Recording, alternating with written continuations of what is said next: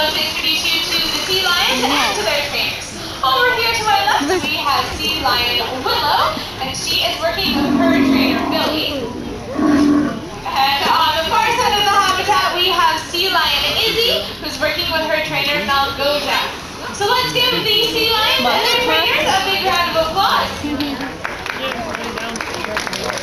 I'm wondering if anybody has heard about the research taking place with these animals before at the Vancouver Aquarium.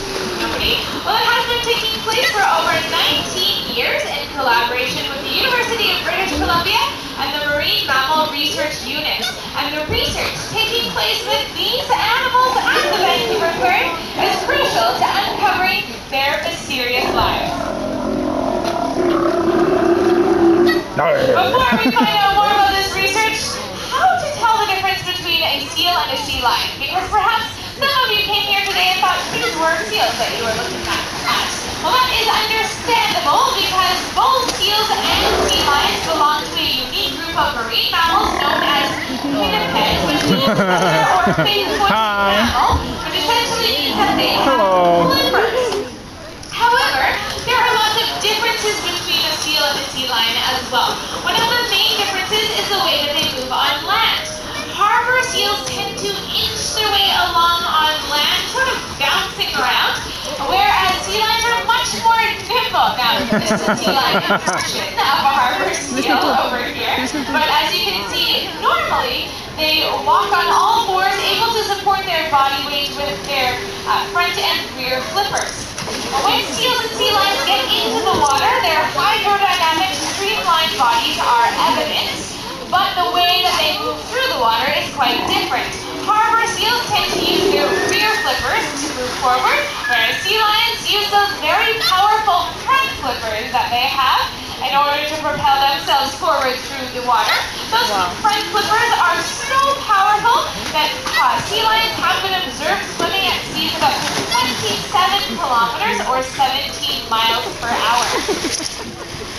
Another thing that you can look out for if you happen to spot one of these animals' heads sticking out of the water and you're not sure if it's a seal or a sea lion, look for the presence or absence of ear flaps. If you don't see any ear flaps, you're likely looking at a harbor seal. If you do see ear flaps, like on these two lovely sea lions here, you'll see those ear flaps on either side of the head, you're most likely looking at a sea lion. Now those are some of the differences between a seal and a sea lion. We did talk about one similarity, the fact that they both have those flippers. But there's another one too. Both seals and sea lions are carnivores, which means that they eat what?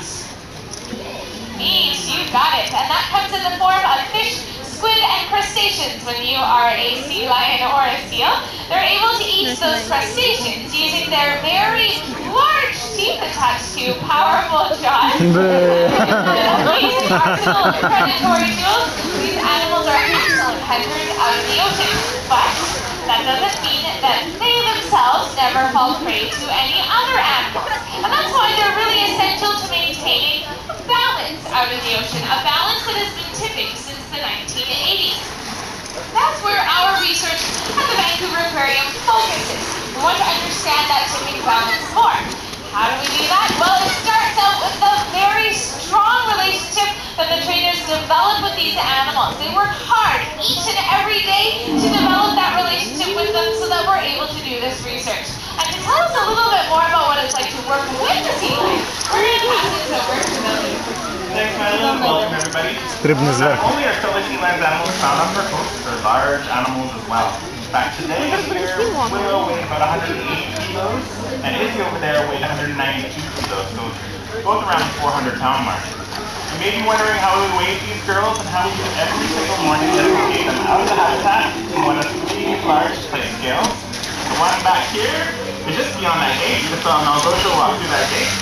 Once we get them to sit on the scale for an accurate measurement, we'll bring them back to the pool for exercise behaviors, training research behaviors, as well as husbandry for their general care. And we could not do these things without the relationship that Madeline was talking about. This relationship is built over time, and I myself have been lucky enough to work with these guys now for about 10 years, so both of them since they're pups, and I've been working on the project now for 17 years, and it's built through 3 main components. One is social interaction, whether that interaction is between us and the animals and other southern sea lions, or themselves and harbor seals. It's built